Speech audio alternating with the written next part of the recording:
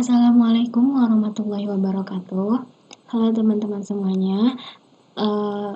Video kali ini saya akan menjelaskan bagaimana sih pembelajaran yang baik dan benar itu.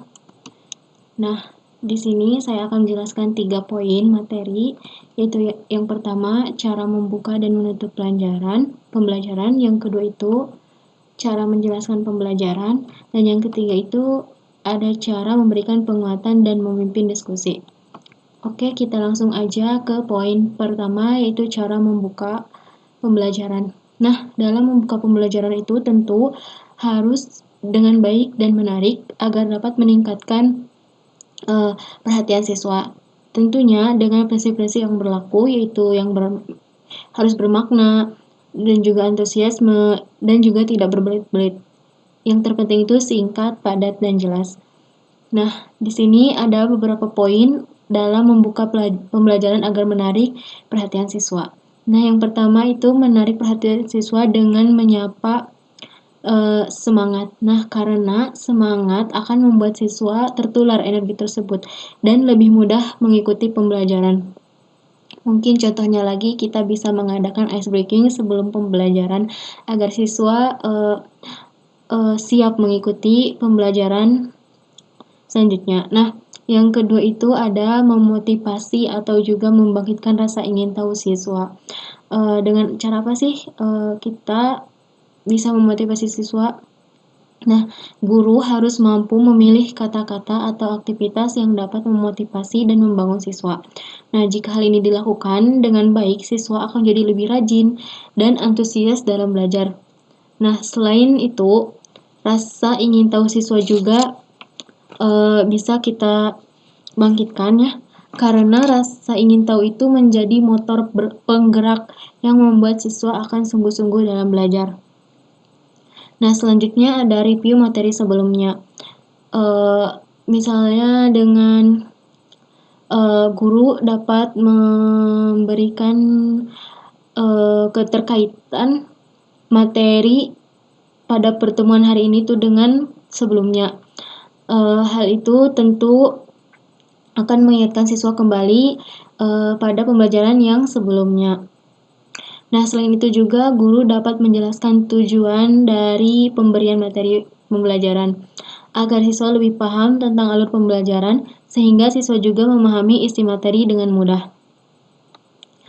Nah, selanjutnya itu ada cara menutup pembelajaran.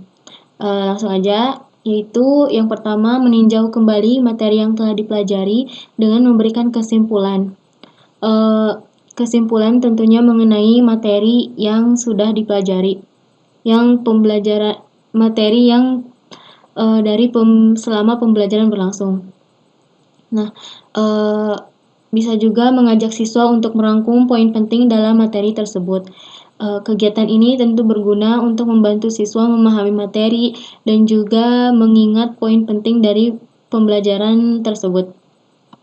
Yang kedua itu ada evaluasi pembelajaran, yaitu menanyakan terkait materi kepada siswa. Hal ini tentu sangat penting karena untuk mengukur sejauh mana sih siswa paham akan materi yang telah kita jelaskan. Yang ketiga itu ada refleksi, yaitu kegiatan ini berguna untuk menyalurkan aspirasi siswa dari proses pembelajaran yang berlangsung. Nah, siswa dapat memberikan atau juga mengungkapkan apakah proses pembelajaran telah dilakukan dengan baik atau tidak. Nah, selain itu, kegiatan refleksi dapat menjadi ruang ekspresi positif terhadap guru mengenai proses belajar mengajar bagi siswa. Yang terakhir, ada memberikan dorongan sosial, yaitu dengan memberikan kata-kata pujian kepada siswa dan memotivasi untuk semakin bersemangat dalam belajar. Oke, mungkin itu poin pertama dari materi pembelajaran yang baik dan benar itu. Nah, selanjutnya saya akan menjelaskan cara menjelaskan pembelajaran itu seperti apa. Nah, yang pertama itu rencana pembelajaran yang jelas dan terstruktur.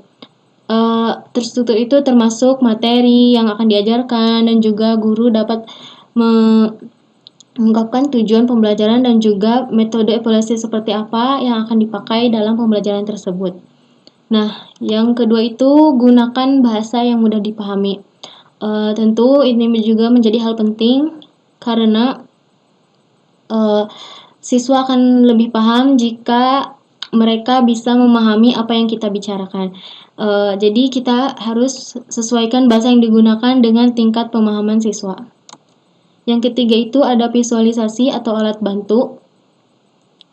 Kita bisa menggunakan media pembelajaran visual seperti gambar, video, atau juga seperti yang saya gunakan sekarang yaitu presentasi untuk membantu menjelaskan konsep atau materi yang sedang diajarkan. Tentu hal ini berguna karena akan menarik perhatian siswa. Nah, yang keempat itu ada aktifkan partisipasi siswa. Libatkan siswa dalam diskusi atau juga tanya jawab, atau juga bisa dengan kegiatan kelompok, agar siswa merasa terlibat dan memahami dengan baik pembelajaran tersebut. Yang kelima itu ada gunakan contoh nyata, sama seperti media pembelajaran ya, namun hal ini berbentuk contoh yang relevan dengan kehidupan sehari-hari siswa untuk membuat materi lebih mudah dipahami dan juga menarik. Yang keenam, berikan umpan balik yang konstruktif. Hal ini tentu dapat membantu mereka mengetahui apa yang telah mereka pahami dengan baik dan apa yang perlu ditingkatkan. Yang ketujuh itu ada gunakan metode pembelajaran yang praktik. Tentu kita sebagai guru harus mempunyai metode-metode yang bisa kita ajarkan kepada siswa. Tentunya yang bervariasi karena mungkin bisa saja siswa bosan dengan dengan metode pembelajaran yang itu saja. Nah, kita sebagai guru harus bisa memiliki keterampilan tersebut. Misalnya dengan pembelajaran berbasis proyek atau juga pembelajaran kooperatif. Nah, yang kedelapan itu perhatikan kecepatan dalam mengajar. Sesuaikan kecepatan mengajar dengan kemampuan siswa.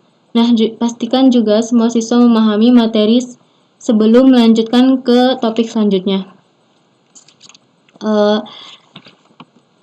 Lalu yang ke-9 itu ada buat lingkungan belajar yang mendukung, di mana siswa merasa aman untuk bertanya, dan juga proses belajar mengajar itu nyaman untuk guru dan juga siswa.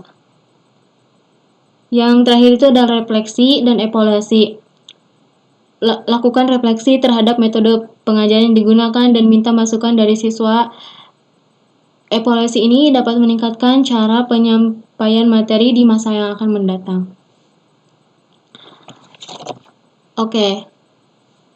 Untuk sekarang kita lanjut lagi ke poin dari materi pembelajaran yang baik, yaitu cara memimpin diskusi kelompok dalam pembelajaran.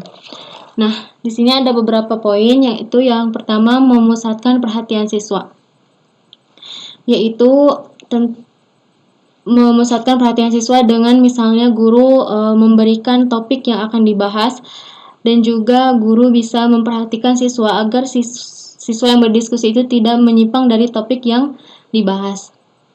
Nah, yang kedua itu merumuskan tujuan awal diskusi, yaitu pengenalan topik atau misalkan masalah yang akan dibahas. Hal ini dilakukan agar